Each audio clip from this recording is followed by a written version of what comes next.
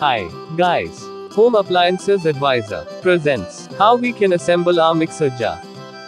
Keep SS jar on a fixture and insert bush in center hole of jar. Then rubber gasket, washer and molded socket. Tight screw with pneumatic screwdriver.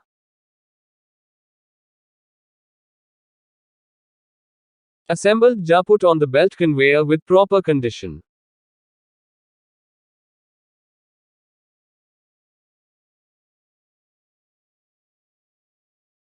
Tight chuck nut with the help power box spanner.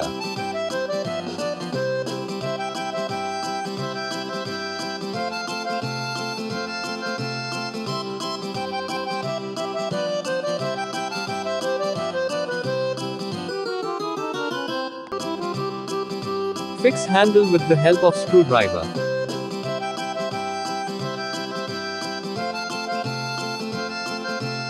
Ready. Jar for dispatch. Thank you for watching video.